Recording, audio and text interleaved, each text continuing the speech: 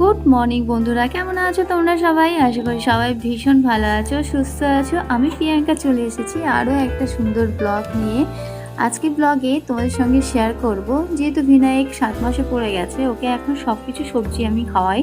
তো আজকে সবজিতে রেখেছি ব্রোকলি আর বিনস, তার সঙ্গে একটু আলু দেব। আর হোমমেড স্যালাডস তো রয়েছেই। তো চলো চট করে বানিয়ে ফেলি। আর ভিনায়কের আজকে খুব তাড়াতাড়ি চান হয়ে গেছে। ভিনায়ক একদম গুড বয় হয়ে গেছে। আর ও এখন অল্প অল্প করে বসতে শিখেছে। আর বসিয়ে দেওয়ার পর আমি একটু হালকা ছেড়ে দিই, কেন সেরকম তো এখনও বসতে শিখিনি, পড়ে যায়। আর পড়ে গেলেই না মাথায় লাগার চান্সটা বেশি থাকে। তো সেই জন্য আমি ওকে কিছুক্ষণ বসিয়ে একটুখানি ছেড়ে দিই, তারপর আবার ধরে নিই, কেননা সাইড হয়ে যায়। আর সাইড হয়ে গেলেই পড়ে যায়। তো আমি সেই জন্য চেষ্টা করি ওর ধরে থাকার আর কি বেশিরভাগই। তো যাই হোক, এখন অল্প অল্প করে বসতে শিখছি, ভীষণ ভালো লাগে। ও বসলে, স্মাইল করলে, ও মুখের দিকে তাকিয়ে স্মাইলটা করে না, ভীষণ ভালো লাগে। তো এখন তাড়াতাড়ি করে ওর আজকে তাড়াতাড়ি স্নান হয়ে গেছে। আর স্নান হয়ে গেলেই জানো যে ওর খিদে পেয়ে যায়। তো আজকের একটু দেরি হয়ে গেছে ওর স্যালাডসটা খাওয়ার মানে বানাতে।